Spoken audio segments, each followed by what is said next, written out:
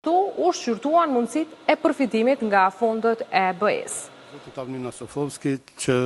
Zhvillimi ekonomik i vendeve të Ballkanit Perëndimor i uli në një tryezë të përbashkët bizneset kosovare, shqiptare dhe ato maqedone. Përveç përfitimeve ekonomike që mund të sjellë një treg i përbashkët dhe integruar, ky bashkëpunim ka si qëllim krijimin e mundësive të reja për investime, shkëmbime teknologjike dhe ngritjen e infrastrukturës, që do të përmirësojnë cilësinë e jetës për qytetarët e këtyre vendeve. Kjo platformë na jep një mundësi që ta bashkojmë të rurin, ta bashkojmë fuqinë ekonomike që e posedojnë shqiptarët gjithandej dhe të heqmi barierat të mendimit se si jemi në shtete të organizuar për këto momente.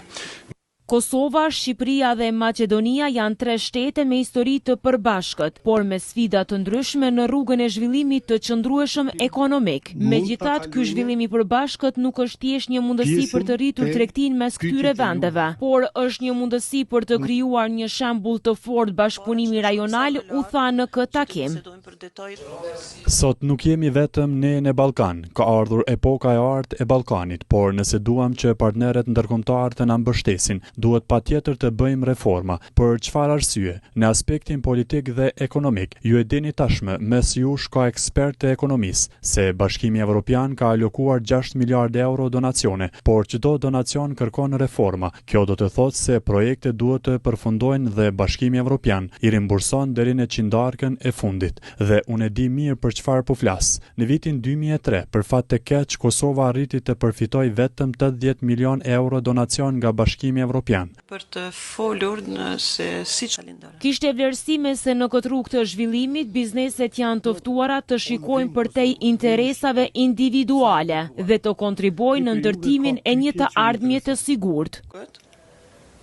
Në zonat rurale, por edhe në zonat të tjera, mund të vrejmë se sot energjia elektrike është e kushtueshme, inxhinieria civile është e kushtueshme dhe të kesh rrugë të ndriçuara mbetet një çështje e sigurisë për popullsinë. Në këtë kontekst teknologjik mund të mendojmë edhe për një tjetër teknologji mjaft revolucionare, e cila tashmë ekziston në më shumë se 85 vende për mbi 35 vjet. Bëhet fjalë për një fertilizues hidroretentiv të quajtur Barbary Plant, i cili ndihmon në arritjen e sovranitetit ushqimor.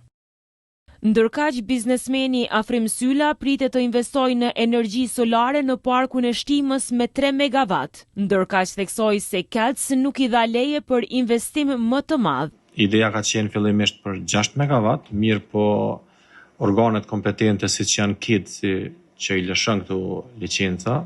KIDC është operatori i shpërndarjes për juve që nuk e dini. Edhe fillimisht na është jap një informat teknike që aty mund të investojmë deri në 6 megawatt kapacitet energji elektrike për prodhim nga panelet solare. Mirë po pastaj është zvoglu ky kapacitet në 3 megawatt. Ne jemi afër marrjes lejes finale për të filluar ndërtimin. Në këtë diskutim u theksua se edhe duhet lobuar më shumë për njohje të reja të Kosovës.